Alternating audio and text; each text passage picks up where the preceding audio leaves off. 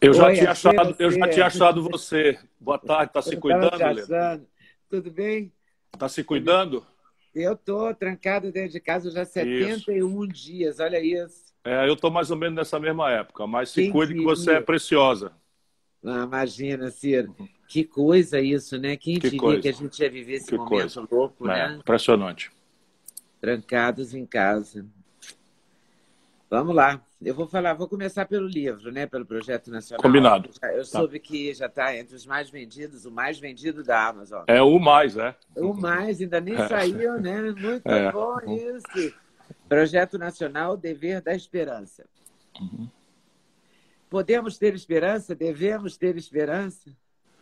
Eu digo no livro que a melhor forma de você prever o futuro é construí-lo. Vale, em relação ao futuro, vale a coisa da esperança, né? O Brasil hoje está esmagando vamos dizer, o emocional do nosso povo. Está pesando nas costas do brasileiro a pior crise de saúde pública desses últimos 100 anos, em paralelo à pior crise econômica de toda a nossa história, e não faltando esses dois problemas que pediriam um esforço de todo mundo junto, dividindo tarefas, e está acontecendo no mundo inteiro, a oposição guarda as armas, o governo abre o diálogo, mas não, no Brasil, para além da crise de saúde, para além da gravíssima crise econômica, nós estamos assistindo uma crise política quentíssima, já com potencialidades de erosão da própria estabilidade institucional do país. Então, ter esperança sem pé no chão não é compreender bem a realidade. Mas a parte física do Brasil, quer dizer, as nossas riquezas físicas, a terra agricultável como nenhum planeta do mundo tem, água como nenhum água potável, biodiversidade, energias alternativas, petróleo, minerais. O Brasil tem como pouquíssimas nações do mundo. E o nosso povo também, quando teve a oportunidade, já mostrou que é capaz de qualquer proeza mundial. Portanto, o que está falhando no Brasil é a política. Portanto, dá para ter esperança se a gente localizar bem a gravíssima tarefa de construir uma saída política para essa encalacrada econômica, social e política em que o país foi atolado. Ô Ciro, você acha, sinceramente, que essa crise política tinha que ser deflagrada agora? Em nenhuma hipótese. Quando ali começaram os primeiros números da pandemia, não é, eu tive os sintomas em São Paulo. E aí fiquei imediatamente em quarentena para proteger as outras pessoas, imaginei que já tinha me contaminado e fui para o hospital. Não senti falta de ar, mas febre alta e dor no corpo, e espirro, etc. E no hospital eu acabei constatando negativo para Covid e positivo para H1N1, a influenza. Ah, é? Então, foi muito pesada, mas assim, eu tenho um corpo muito sólido. No passado eu tive, não como o Bolsonaro, eu sou atleta, não vai ser uma grupezinha, não é? Mas eu de lá então para cá tô trancado em casa, cumprindo aquilo que eu considero minha obrigação comigo e com as pessoas a quem eu amo, inclusive especialmente os meus amigos, minha família, etc. Tenho netos, estou sentindo falta, mas hoje em dia tem esses recursos tecnológicos que a gente fala pelo Skype, fala pela coisa, e resolvi atuar, trabalhar, etc. Naquela data, eu escrevi, porque eu estava estudando muito já os primeiros casos em Wuhan e tal, eu escrevi um conjunto de sugestões ao presidente.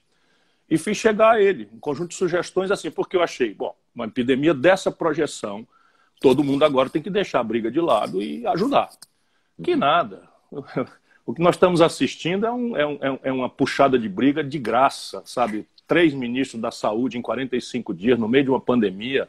Agora o Ministério da Saúde é ocupado por 20 militares, nenhum tem formação em saúde, muito menos saúde pública.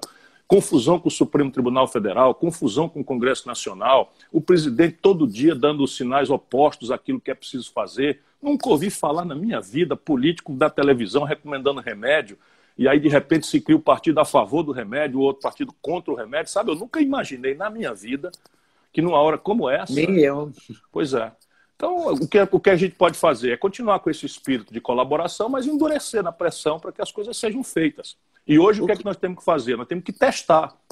O Brasil não é o país que menos testa no mundo. Se você não testa, Leda, a gente não sabe aonde ela está indo, a doença, com qual intensidade. Então, se tem Minas Gerais, está na estatística quase sem caso nenhum. Mas aí explode nos enterros 1000% a mais de causas de insuficiência respiratória. Muito mais acima do que o normal. Ora, se não está testando, não sabe o que está acontecendo. Se não sabe o que está acontecendo, não sabe também que dia e de que Como é que forma vai cuidar? organizada nós vamos tirar o país para voltar à normalidade econômica, e milhões de empregos sendo destruídos. E a nossa população, não é, angustiada, desesperada, chocada com essas coisas. Aí vem uma notícia de uma reunião, sabe, um delírio coletivo, uma coisa cheia de paranoias, quando não cenas de banditismo explícito. Olha, se não fosse a minha disciplina e o meu amor ao Brasil, me dava vontade de sair correndo. Vamos por partes. A gente tem a pandemia, tem o Ministério da Saúde, realmente, o ministro Tait ontem até deu uma entrevista de uma entrevista de estadista. Não sei porque que ele não falou assim quando ele estava no Quando era ministério. ministro. Não entendi até agora, porque nem eu não eu sabia que ele falava daquele jeito, que ele era tão lúcido, né? Uhum. A gente no ministério viu um homem assim meio perdido. Ele não é lúcido, ele não é lúcido. Ele está agora com tempo para ver a encalacrada, o equívoco grosseiro que ele entrou, não é? Numa hora daquela, não tinha visão, ele não tem visão do SUS, ele começa lá atrás, nas residências dele, mas ele não compreende hoje o tamanho do SUS, as crises graves de financiamento, a hierarquia gerencial meio caótica do SUS, ele não compreende nada disso. E chega com aquele constrangimento de dizer, lá na primeira hora logo, que estava em linha 100% com o presidente da República. Ora, o papel de um bom auxiliar não é ficar em linha com o chefe, é expressar tecnicamente o assessoramento que o chefe, que não é obrigado a saber de tudo, precisa. E se o remédio tal não tem protocolo, tem que dizer, presidente, há um equívoco aí, não tem protocolo. Se o isolamento social é a única forma, porque não tem vacina nem remédio, de prevenir a explosão, né, do sistema de saúde pela presença de centenas de milhares de infectados da noite para o dia, também não pode concordar com o presidente. Aí depois o cara sai, o estrago já feito, e tudo bem, ele não é uma má pessoa, nunca imaginei que ele fosse uma má pessoa, mas ele não tem preparo. E você acha que porque ontem ele disse, ele reforçou uma coisa que já se falava do general Pazuello, que ele é um bom gerenciador, ou seja, ele pode ser um bom gestor, porque ele entende Ele é um oficial de intendência, ele compreende a logística. A logística, então, pois é, a logística o quê? Logística é o nome retumbante que as 9 línguas estão criando para transporte. Então, de fato, você tem um problema de fazer chegar máscaras, respiradores, equipamentos de coisa, enfim, tudo bem. Mas virar ministro da Saúde, sabe? Aí ainda forçar a mão, o governo brasileiro é o único do planeta Terra que baixou um protocolo de uso de um químico, de um fármaco, sem assinatura. E obrigando o paciente leigo a assinar que está de acordo com um remédio cujas pesquisas não garantem nenhum tipo de eficácia. E veja, eu disse já aqui ao meu médico, conversando com ele ontem, se acontecer, eu não quero saber qual é o remédio que ele vai fazer. Eu confio nele. Ele estudou, ele é preparado, ele tem experiência. Mas se ele te der a hidroxicloroquina? Olha, está aqui a minha veia, não tem problema nenhum. Eu nem sei se vai pela veia ou pela boca. Por quê? Porque eu não sou contra a cloroquina, eu sou contra uma discussão política sobre um remédio. Isso não existe, Leda. Desculpa, isso é o fundo do poço do obscurantismo, da maluquice. E sabe por quê? Porque o Trump, lá em março, fez essa declaração favorável, porque tinha um estudo com apenas 16 pacientes na França, um estudo sem validação nenhuma, que já foi negado, etc. Mas o Trump, desesperado para achar uma forma de descomprimir, está em pleno ano eleitoral, anunciou isso. O Bolsonaro pega com casca e tudo, não entende, eu ia dizer aquela palavra, não entende nada, não se preparou para nada, não é? E aí repete o Trump. Só que o Trump já voltou atrás. Tem assessores, tem cientistas, tem o FDA, tem uma série de coisas, já voltou atrás faz 2 meses. E o Bolsonaro aqui, o que é que ele fez? Essa é a explicação para a gente entender essa maluquice. O Bolsonaro mandou o Exército comprar milhares de toneladas, milhares de quilos dos compostos que foram importados da Índia, com quase 300% de superfaturamento, e o Exército brasileiro está se deixando desmoralizar, foi lá e comprou. Então nós estamos com toneladas de um químico que tem prazo de validade de 2 anos, tudo atolado. E ele agora está desesperado para desovar isso, por isso ele solta aquela medida provisória dizendo que o gestor, que o Supremo já derrubou, que o gestor não é responsável se tiver cometido erros, etc, etc. Por causa disso, ele mandou comprar toneladas de coisas, o Exército, o Hospital do Exército, o Laboratório do Exército, comprou. Esses químicos vencem em 2 anos e vai ficar tudo aí na conta da irresponsabilidade do senhor Jair Messias Bolsonaro. Enquanto isso, ele quer desovar a força porque se ele distribui para os governadores, para os prefeitos, pronto, já saiu lá do estoque do Hospital do Exército, e isso vai estragar nas farmácias dos estados e municípios, porque nenhum médico responsável vai fazer uma coisa que está lá, obrigando o paciente a assinar, dizendo que aceita ser medicado por um remédio que não tem retaguarda científica e que pode causar óbito. Você imagina. Imagina a sua mãe, que Deus a proteja, no hospital, você já vai deixar ela na porta porque não pode entrar, isolada, e aí obrigam a senhora de 70, 80, de 59, 60 anos a assinar. Assine aqui. Quando a pessoa vai ler, já desesperada, sem fôlego, está lá dizendo que ela vai assinar um remédio que ela não sabe nem o que é. Isso não existe. Isso é de uma selvageria que nós não podemos calar. Pois é, mas olha só, eu entrevisto um monte de médico, aliás, eu até gosto muito de entrevistá-los. Uhum. E eu entrevistei a doutora Nise Yamaguchi, o doutor Wong, Anthony Wong. Os dois, por exemplo, são plenamente favoráveis à hidroxicloroquina Já em uma li isso. quantidade X. Eu conversei com um monte de médicos, porque o Roberto Calil, por exemplo, que é médico de... Grande médico. Médico de pessoas de muito dinheiro, porque as pessoas que têm dinheiro ou têm plano de saúde, elas estão tomando. Quem não está tomando é o pessoal pobre, na verdade. Que é o pessoal não é do bem SUS. assim, não é bem assim. Aqui no Ceará, eu acompanho muito de perto toda a realidade, porque eu sou muito ligado ao governador, ao prefeito da capital, a muitos prefeitos do interior. Tem muito caso no Ceará, né? Nós somos um dos centros. Por quê? Porque nós aqui somos um estado essencialmente turístico. Uhum. Então, nós estamos recebendo da Espanha, dos Estados Unidos, da Itália, 18 mil pessoas por semana, Leda. Tentamos proibir, o Bolsonaro não deixou. Tentamos testar as pessoas na chegada, o Bolsonaro derrubou na justiça. Até que eu fiz uma ação no Supremo Tribunal Federal, em que o Supremo, eu que assinei como advogado, em nome do PDT, e o Supremo, então, garantiu autonomia para os estados fazerem e depois, quando vira a loucura, começaram a proibir. Agora os outros estão proibidos. Mas nós aqui conhecemos o filme 2 ou 3 semanas antes do Brasil. Por isso, porque só da Espanha, da Itália e dos Estados Unidos chega a 18 mil pessoas. E eles todos já tinham explodido a Covid-19. Mas o que eu queria lhe dizer? Aqui no Ceará, tem médicos usando. Tem gente seríssima. O doutor Anastácio Queiroz é um infectologista, deve ser um dos melhores do mundo.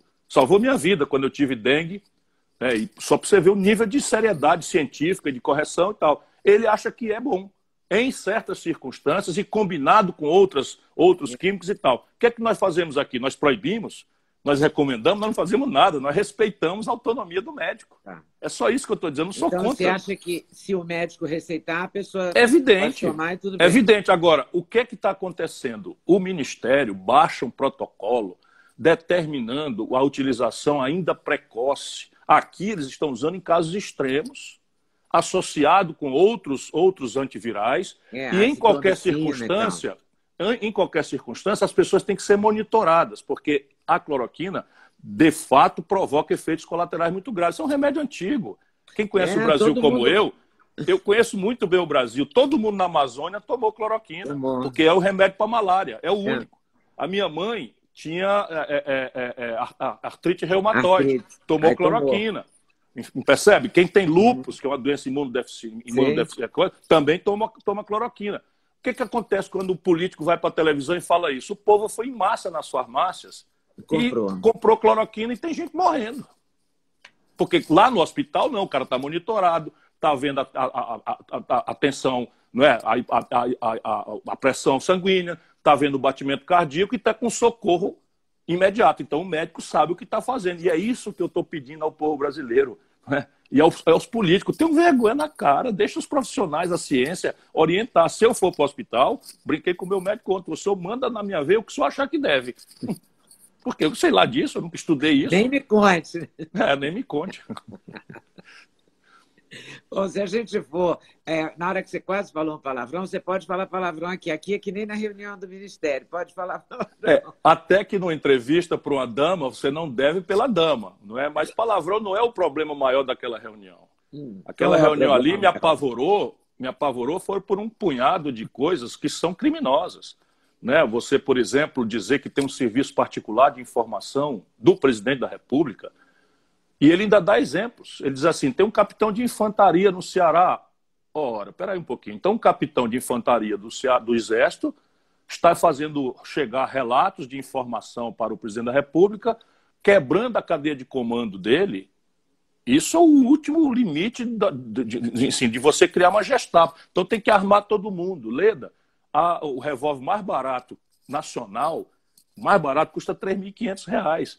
Qual do povo que ganha R$ 450 por cabeça por mês, 100 milhões de brasileiros, bota na sua hierarquia de preocupações comprar um revólver? O Bolsonaro está armando uma milícia, que nós já vimos aqui no Ceará funcionando. Isso é que me preocupa na reunião. O outro lado diz que é para prender o Supremo. O outro diz que é para aproveitar que a imprensa está distraindo o povo com o negócio da Covid para destruir a malha de proteção institucional das populações indígenas, do meio ambiente e do patrimônio histórico. Para mim é muito grave. O outro lado diz que o Banco do Brasil, aí uma palavra daquela, tem que ser privatizada agora, num país que 5 bancos já concentram 85% de todas as transações financeiras, onde o crédito está colapsado e em plena pandemia o juro subiu 70%. Essas coisas que me assustaram muito. E o que você acha? Você acha que a divulgação desse vídeo foi uma maneira de botar fogo na fogueira ou na lenha? Não, veja, os ministros do Supremo Tribunal Federal, eles vivem numa certa clausura. É uma inerência disso, ou pela formação jurídica, ou pela majestade do cargo, ou por uma certa tradição aristocrática, esse não é o melhor argumento, eles vivem numa certa clausura. E o que os tira dessa clausura, quando em momentos de grande tensão, é a letra da lei. Então a letra da lei diz, no caso brasileiro, com status constitucional, que a regra dos procedimentos, inquéritos e processos é a transparência, é a publicidade. Então, e também diz que o setor público, autoridades, portadores de mandato ou de cargos públicos, não têm direito à privacidade, na suposição de que a transparência é essencial para que a sociedade compreenda e esclareça e controle, no último limite, o que está fazendo a sua governança. E é isso que o ministro Celso de Mello fez, em rigorosa linha com a lei. Ele teve a prudência, porque mandou ouvir o Ministério Público, mandou ouvir o Presidente da República e a Advocacia Geral da União, mandou ouvir a outra parte, que também está sendo investigada, que é o Moro. E nós chamamos em direito equipotência de armas, né? De paridade de armas é a expressão que nós herdamos do latim. Então, a paridade de armas significa que uma das partes precisa ter direito de conhecer o que a outra parte conhece. Como o presidente revelou que conhecia a fita, naquela petição que a Advocacia Geral da União fez, pedindo para liberar e já transcrevendo aquelas coisas que ele falou, o Moro adquiriu neste passo o direito, e o advogado dele foi brilhante, não é, vamos dizer, de paridade de armas, de conhecer também. Se você vaza, eu, por exemplo, já sabia tudo. Na reunião que o ministro mandou ver, tinha 28 pessoas dentro. Evidentemente que 28 pessoas, você sabe bem que é uma pessoa que tem muita experiência em comunicação, 28 pessoas não guardam segredo. Eu sabia tudo. Eu sabia de tudo. É chocante você ver a ênfase, os trejeitos de cara e tal, mas o que foi dito eu já sabia de tudo. Então ele devia ter divulgado. Força de lei. Força de lei. Ele teve a prudência de censurar aqueles trechos onde eles agridem a China, porque aquilo poderia parecer ou estimular um conflito internacional. O resto, não há nenhum assunto de ordem pública ou de segurança nacional que não justificasse a obediência ao princípio geral do direito, que é a transparência. E a apreensão, a busca do telefone celular? O que você achou? É importante você perguntar, porque ele nunca mandou fazer. A gente tem que ter clareza disso, ele nunca mandou fazer. Nós, o PDT, fizemos uma petição ao ministro, do Celso de Mello, no foro, no ambiente deste inquérito, que está apurando as responsabilidades do conflito Bolsonaro-Moro. Ali não tem ainda réu nem nada, é apenas um primeiro levantamento. Então, nós pedimos, dadas as emergências que aconteceram, outras provas. E elencamos um conjunto de coisas. Entre elas, não foi assim esta coisa, nós pedimos também a quebra do sigilo dos telefones do Carlos Bolsonaro. Por quê? Porque já está identificado no outro inquérito que ele capitaneia essa estrutura de fake news, que é de mentira na internet, enfim. E do presidente da República. Podemos até discordar, tal, mas nós pedimos isso no meio de ouvir testemunho, ouvir isso, ouvir aquilo, estabelecer contradição, etc, etc. O que é que faz o ministro do Supremo Tribunal Federal? A única coisa que cabia a ele fazer. Ouça-se o Ministério Público. Então ele não mandou pegar. Aí vai para o Ministério Público, eu concordo com isso, discordo disso, eu concordo com isso, eu discordo daquilo. Aí volta para ele e ele decide. É neste passo que o general Heleno extrapola completamente e, como se nós estivéssemos ali nas preliminares de 64, anuncia, do alto de uma arrogância que eu não sei de onde ele tirou, não é? Que é intolerável. Intolerável, quem diz que é intolerável numa democracia é a Constituição. Não é um general de pijama, metido a canalha, não é como esse general Heleno. Vocês entraram com uma notícia-crime contra o general Entramos Heleno. porque ele cometeu um crime. E, aliás, contra a segurança nacional. Porque, veja, eu não gosto muito de mandar para a justiça confusão de política. Eu gosto de disputar na política. Mas o que está acontecendo no Brasil pede um reparo das instituições regulares. Não é? Então, um general que ocupa um gabinete ao lado do presidente da República se sentir autorizado e depois o ministro da Defesa diz que tudo bem que ele fez. E, na sequência, um grupo de coronéis, colegas dele da turma de 71, sai com um libelo de solidariedade corporativista, descuidado da lei, da ordem, da justiça, né, de civilidade, da civilização, do Estado de Direito Democrático, e diz lá que nós estamos indo para uma guerra civil.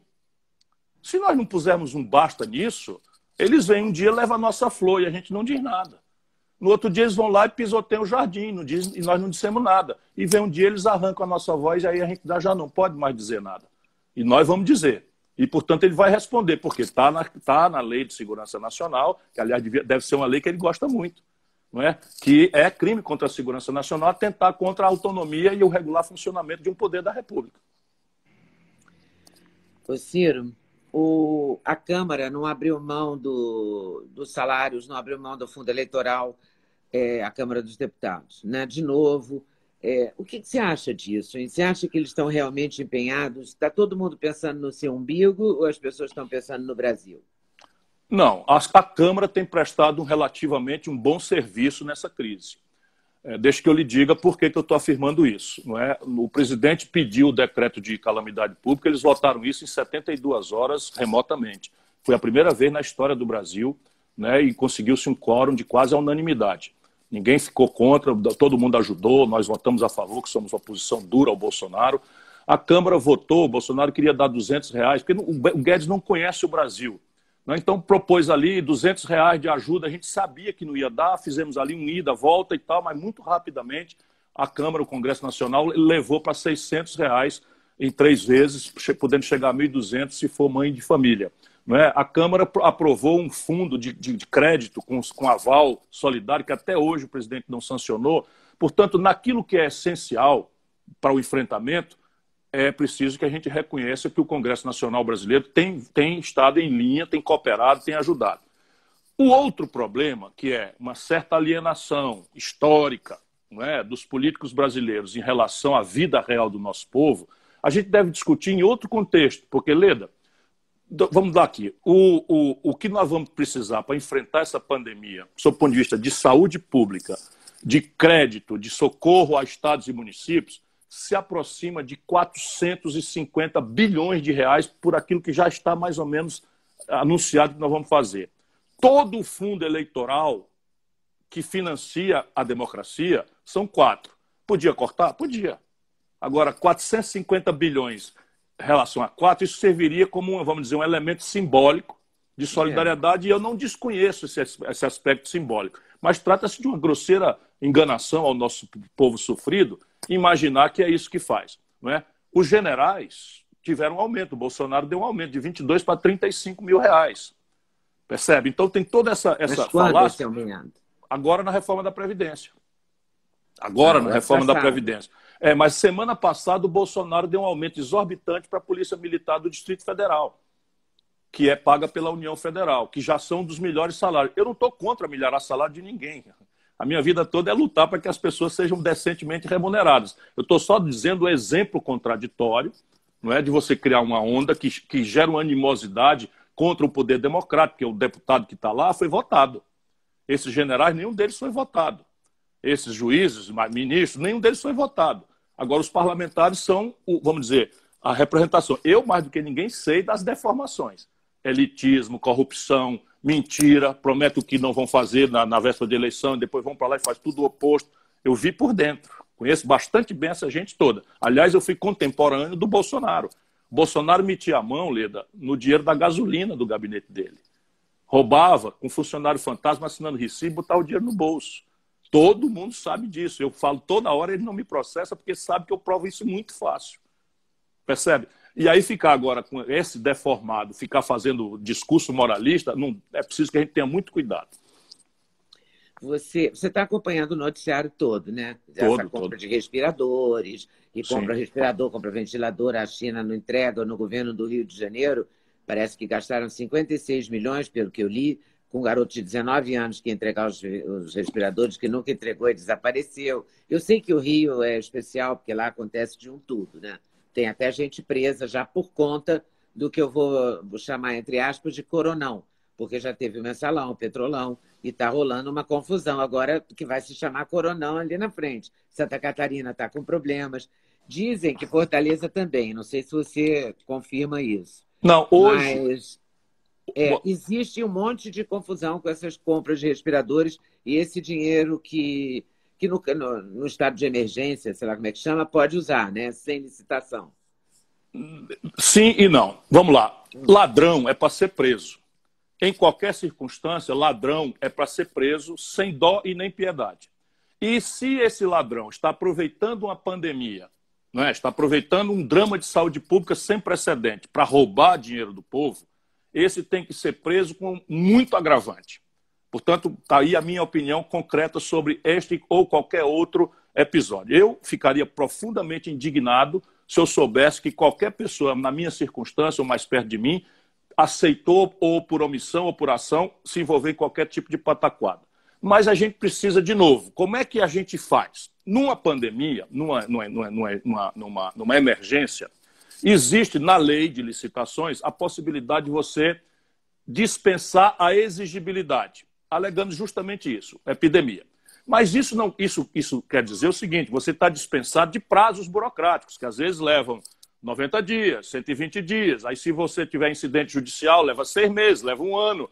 E, evidentemente, por todas as óbvias argumentos, quem tem uma pandemia que explode para 23 mil mortes, não é, com um colapso da rede, não tem esses prazos. Mas isso não quer dizer que você está dispensado de fazer as coisas dentro da transparência da licitação, que não precisa seguir os prazos burocráticos, mas pode perfeitamente você fazer um expediente, vamos dizer, rápido.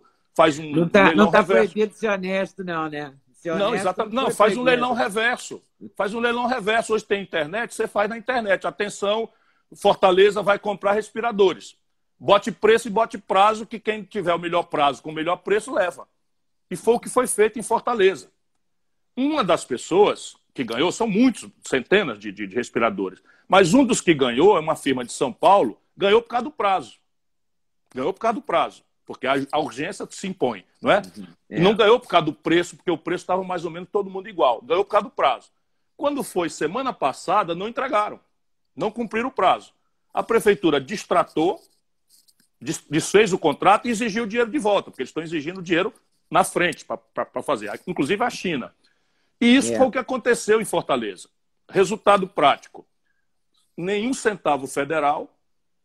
O governo Bolsonaro tem um capitão aqui na Controladoria da União, capitão do Exército, eles agora dominam tudo, da medicina à contabilidade. Então, o capitão do Exército, provavelmente um boçal desses picaretas que estão infestando a vida brasileira, resolveu pedir à Polícia Federal uma providência. E a Polícia Federal, descuidadamente, talvez seja por isso que o Bolsonaro quer controlar, fez uma operação.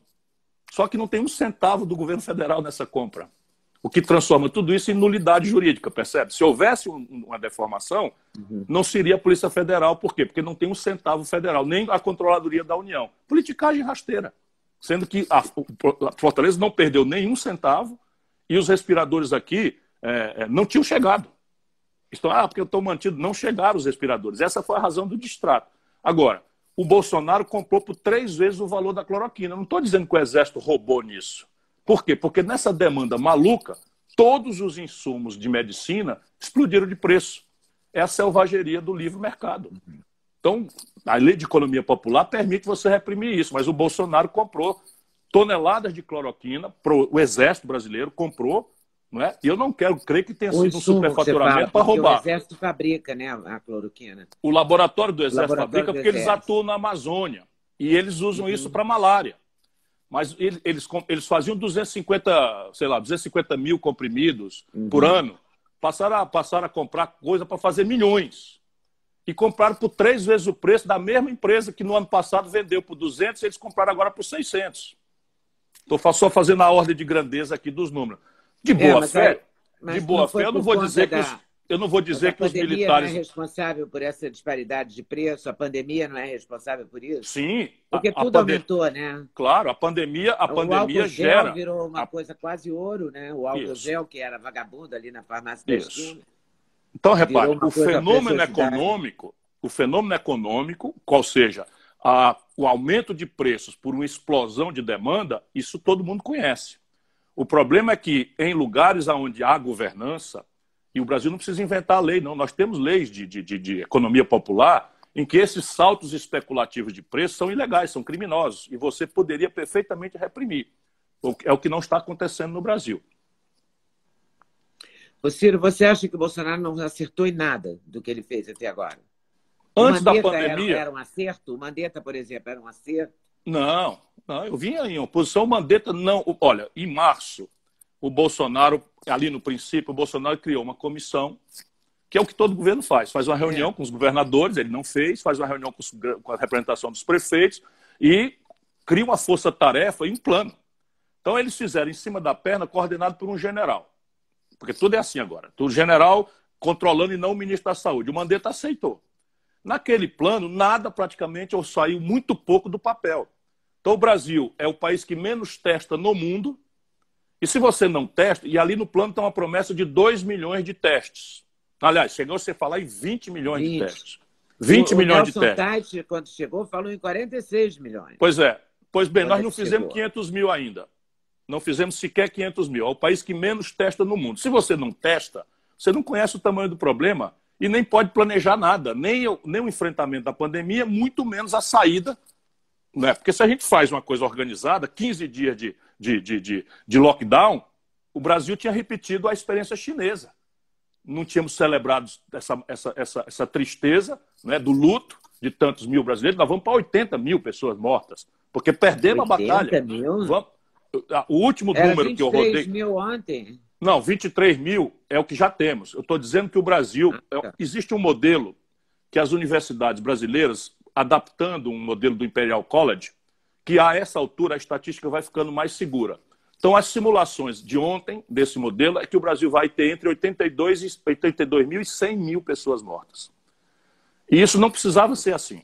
Não precisava ser assim porque... Se a gente fizesse um lockdown de 15 dias radical, a gente já podia estar saindo, como a Nova Zelândia fez, volto a dizer, como a China fez, como a Coreia do Sul fez, e nós fomos imitar os americanos, que é o epicentro. O Brasil já é o 2º lugar do mundo, nesse momento, em infecção, e vamos consistentemente passar a 2º lugar do mundo em matéria de mortes também, por causa da loucura.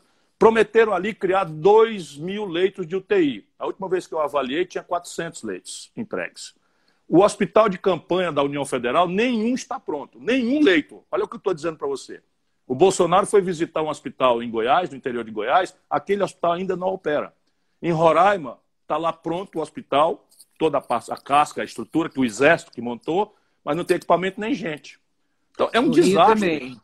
Pois é, mas aí independe dos governos. Mas o Rio de Janeiro também, a oposição ao Bolsonaro e os hospitais de campanha não estão prontos. Você tinha me perguntado se eu achava que o Mandetta era um bom ministro. O Mandetta não era um bom ministro. Ele fez o quê? Uma coisa certa.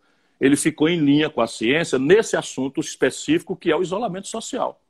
Mas você fazer leito totalmente. de UTI... Sim, é evidente. Porque, Leda, não existe vacina e não existe remédio.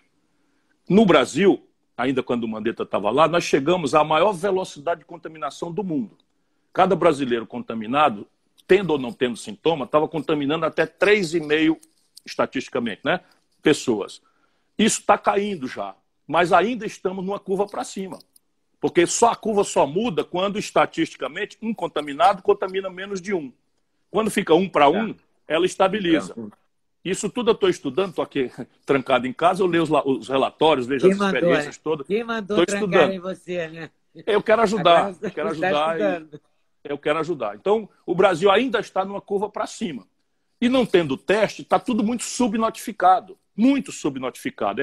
Os estudos falam em até 12 vezes mais os números que nós temos aqui. O que vai nos aproximar das estatísticas terríveis dos Estados Unidos, onde 100 mil pessoas já morreram. Em números redondos, 100 mil pessoas já morreram. E o Brasil está indo para lá, assim, de forma quase inevitável, porque, volto a dizer, não estão fazendo nada. Então, na parte de prevenção, nós ficamos dando sinal trocado. Na parte de ataque, não fazemos teste, não fazemos os leitos de UTI, não importamos os respiradores. Naquela sugestão que eu fiz em março, eu propus criar um comboio da Força Aérea, que depois, um mês depois, o Trump fez. Então, os americanos mandaram um comboio da Força Aérea Americana para a China, porque, enfim, a diplomacia funcionou. Aqui, os filhos do Bolsonaro, mais este louco que está no Ministério das Relações Exteriores, abriram uma confusão diplomática com a China, que é o único país do mundo que tem excedentes dos químicos para fazer os testes, dos respiradores e dos equipamentos de UTI. O único país do mundo que tem excedente. Aqui nós trouxemos, nós temos que fazer um jogo. Qual é o jogo? Nós saímos com um avião da Etiópia, eu conto assim para rir, para não chorar.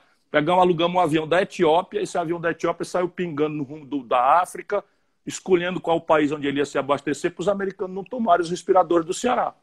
Ou o governo federal. Finalmente chegaram. Agora, toda essa confusão de comprar respirador e tal estava na gestão do Mandetta e passou para o Tite. E você acha que o Pazuello tem alguma chance de resolver? Acho muito difícil, porque eles perderam o passo. Não é claro que tudo é possível. Você tem 40 respiradores, faz uma diferença crítica hoje em Manaus. Não é? 40 respiradores faz uma diferença crítica em São Luís. Faz uma diferença crítica em Recife. Não é? O interior do Amazonas não tem nada, não tem sequer leito de UTI. Roraima não tem nenhum. Então, o que ele puder fazer, faz. Mas cadê o plano? É que o Amazonas cadê a inteiro estratégia? Tem 100 e poucos, né? O estado do Amazonas inteiro tem 100 e poucos. Inteiro. Com uma atipia. Ali é o seguinte, a distância entre Manaus e Tabatinga é a distância entre Lisboa e Berlim.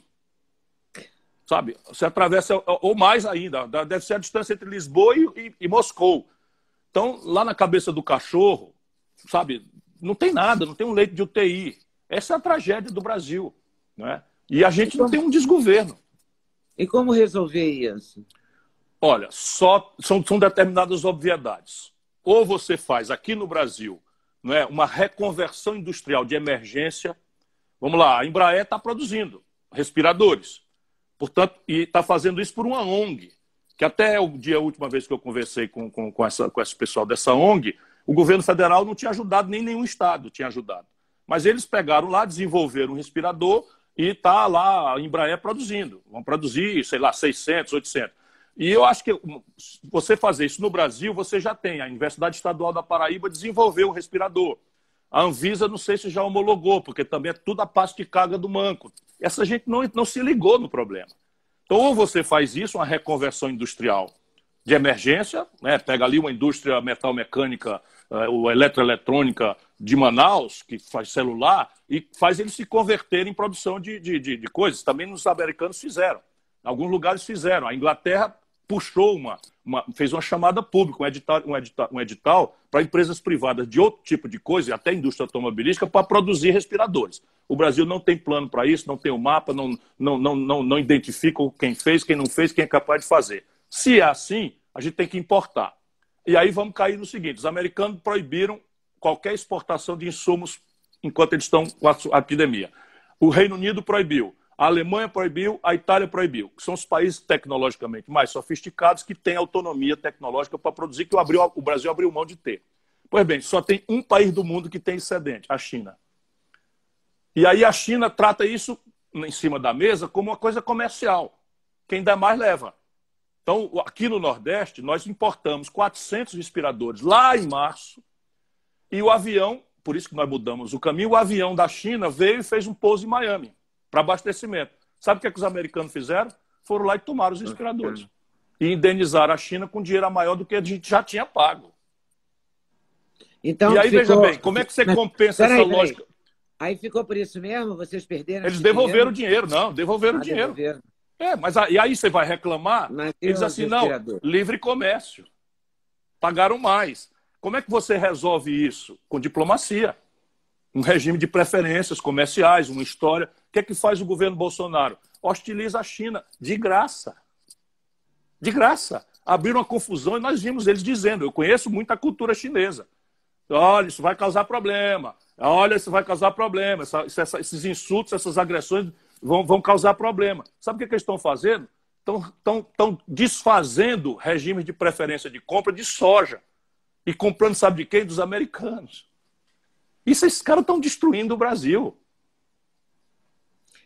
Mas o Trump está brigando com a China. Isso não vai, essa parceria não vai durar.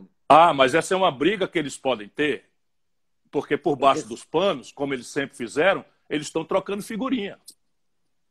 Então, por exemplo, os respiradores, a China está mandando, a América desceu lá com um comboio da Força Aérea Americana, autorizado pela China, e levou milhares de respiradores, botou todos nós na fila. Porque fica nessa confusão por cima, mas os chineses têm quase, sei lá, $1 trilhão de reservas cambiais deles em dólar. Então isso é uma briga de grande que o Brasil devia explorar essa briga para os seus interesses. Não, o Bolsonaro alinha o Brasil à especulação americana e a gente se ferra. Estou te dizendo, pesquise depois, que você que é uma jornalista extraordinária, pesquise no Google.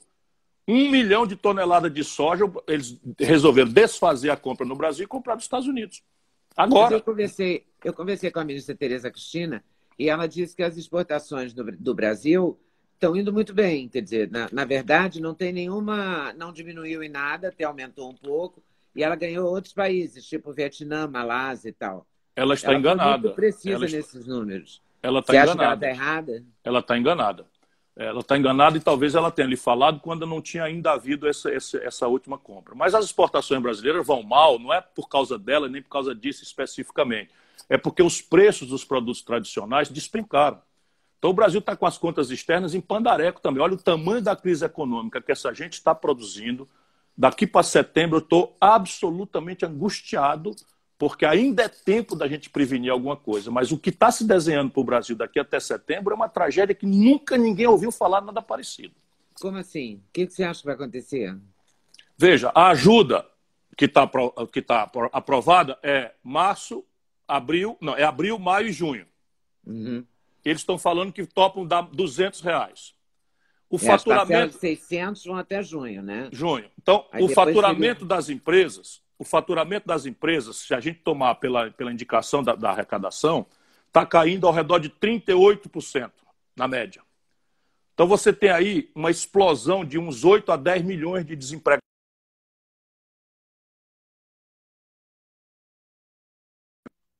Ai, dá até falta de ar. Em 48 horas, 1 trilhão e 200 bilhões de reais para o sistema financeiro privado, expandir a oferta de crédito e diminuir o preço do crédito, que é o juro. Sabe o que eles fizeram? Contraíram o crédito, como jamais aconteceu na história do Brasil, alegando aversão a risco, e eu até compreendo, não é? Mas aumentaram a taxa de juros em até 70%. Cuidado com o cheque especial, espero que você não precise usar como eu de vez em quando. Eles subiram pesadamente o cheque. E aí, repare, e essa montanha de dinheiro? Essa montanha de dinheiro, no fim da tarde, eles não emprestaram para as empresas, que estão aí quebrando, eles emprestam para o governo contra um juro Selic de 3% ao ano. Numa hora de pandemia.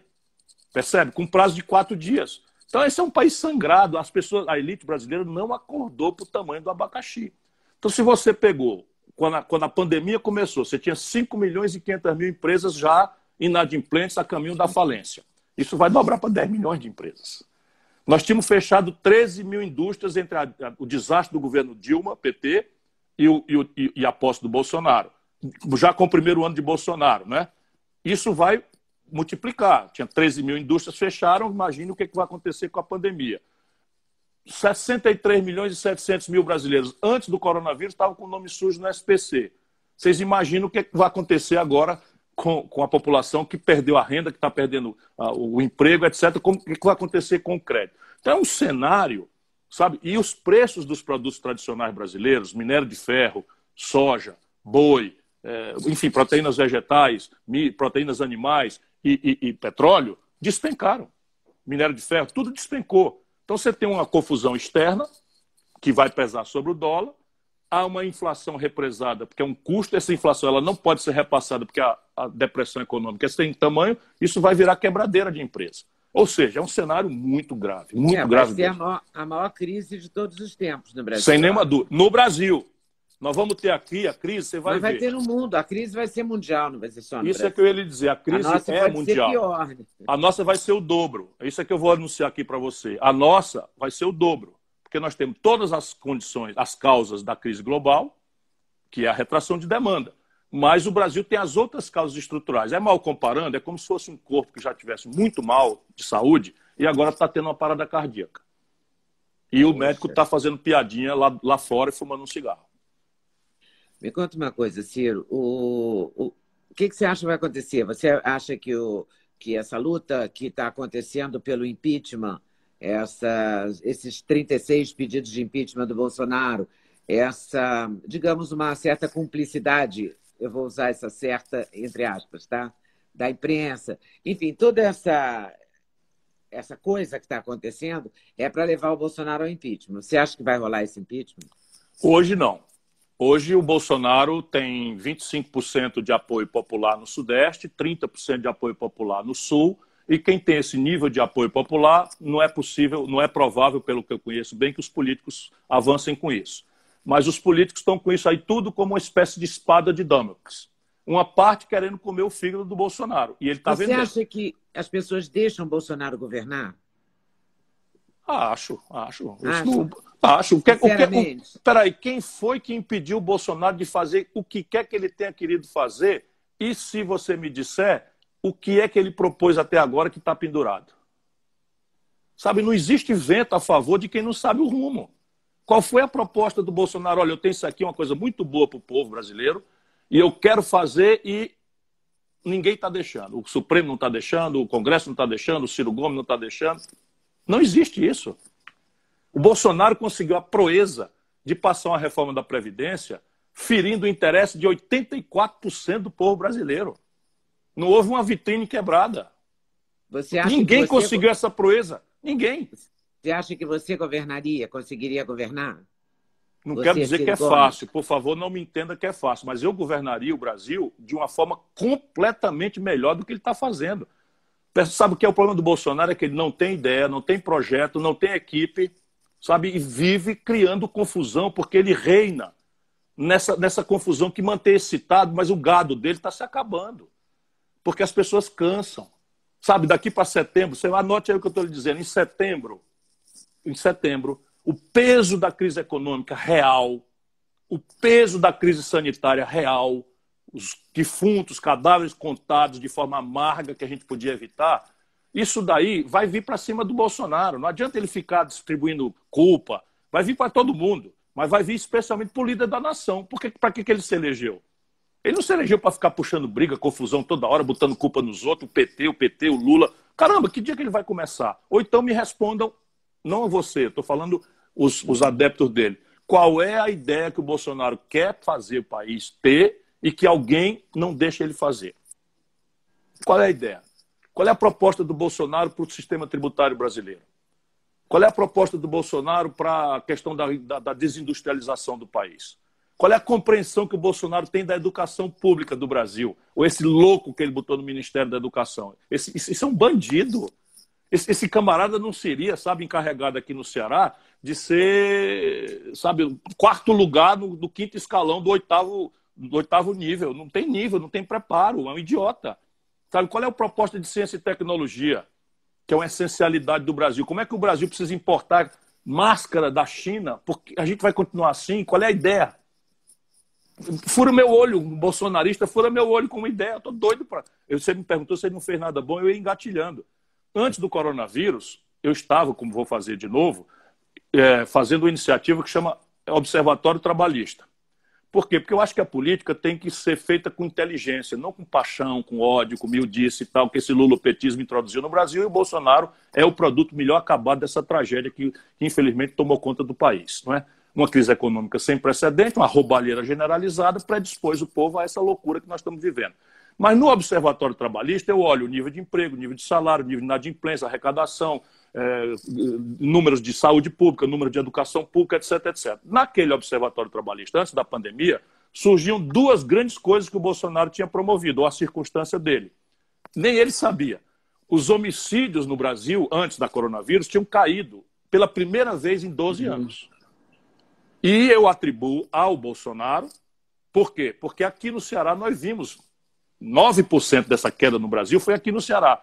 Como é que foi? Uma obviedade que eu vivia reclamando. A gente aqui funciona, prende, mete o cara na cadeia, e o cara de dentro da cadeia comandando facção criminosa e disputando o território na rua.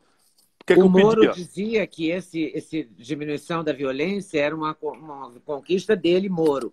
Eu acho que você não tem assim, muita simpatia pelo Moro, né? Não, que conquista do Moro, coisa nenhuma. Foi o Bolsonaro, que é o presidente da República. Bolsonaro fez uma coisa óbvia que eu reclamava há 10 anos. Ele mandou transferir os chefes das facções criminosas de São Paulo, do Rio de Janeiro, de Fortaleza, para presídios federais. Cortou a cabeça da cobra. Então isso é uma vantagem que o Bolsonaro tinha feito. Não é? Ao lado da tragédia. Agora tem a segunda. Para vergonha da velha esquerda brasileira, o Bolsonaro está com a menor taxa de juros oficial da história do Brasil. Podia já ser muito menor, porque as condições objetivas permitem, exigem que a Selic caia para zero. Exigem, porque não faz sentido você ter juro real em momento de estagnação econômica grave e de depressão econômica grave como nós estamos vivendo. Não é estagnação, é depressão. Mas ele está com a menor taxa de juros da história. A vergonha do lulopetismo e tal, que praticou as piores da história. Bom, você viu a frase do Lula, né, sobre a pandemia? Eu vi. O Lula não está nada bem. Não está nada bem. Você acha que ele está mal da cabeça? Eu conheço o Lula há muitos anos. Ele não está nada bem. Tomado de ódio, não consegue conter o ódio. E esse ódio, eu acho que é o povo brasileiro. Ele está com ódio do povo brasileiro. Eu acho que ele queria, imaginou na maluquice caudilhesca dele, porque ele deformou-se completamente, se corrompeu. O Lula, poderoso como ninguém, sem contraste, sem um conselheiro mais, porque os grandes conselheiros dele morreram, Márcio Tomás Baixo, Guxiquem, essas pessoas que falavam para ele aquilo que ele precisava ouvir, ele agora está cercado de bajulador de 5º nível. Esse é o problema. Qualquer pessoa se deformaria e ele se deformou. Eu acho que na viagem dele, ele estava achando que o povo brasileiro tinha a obrigação de descer lá em Curitiba, quebrar tudo, a sede da Polícia Federal e trazer ele de novo para o poder, sabe? E isso não aconteceu. Eu acho que ele tomou-se de ódio pelo povo brasileiro. Só isso explica esse conjunto grave de erros que ele tem cometido. Então, está acabando o tempo, mas tem um minutinho só. Me responde uma coisa. O Moro, porque o Instagram corta a live, esse que é o problema. Eu ficava aqui o dia inteiro. O Moro saiu do governo de uma maneira estranha, né? Pediu demissão para a imprensa. O que você achou? O Moro é um politiqueiro sem nenhum escrúpulo, de nenhuma natureza. Ele só tem lealdade ao ego dele próprio. Ficou 1 ano e meio ali junto com o Bolsonaro, acobertou as falcatruas do filho do Bolsonaro, acobertou cheque na conta da primeira-dama, acobertou miliciano do Rio de Janeiro. E quando ficou nessa disputa ridícula de nomeia o meu, nomeia o teu, ele sai, e ele não sai bem, não. Na minha opinião, é um politiqueiro sem qualquer escrúpulo que não merecia o respeito que muita gente no Brasil tem por ele. Ciro, muito obrigado. Eu queria muito que a gente Leda, fizesse outros papos desses. Você topa? Tô às ordens sempre. Que bom. Se cuide, viu? Se cuide. Tá bom, você também. Se cuide. Um abraço para a Gisele. Muito obrigado. Mandou um abraço para você. Mandando outro para você. Manda um beijo para ela. Tchau, querido. Tchau. Até a próxima. Até a próxima. Muito obrigada a vocês que estavam nos assistindo, quase 7.000 pessoas. Eu agradeço a vocês.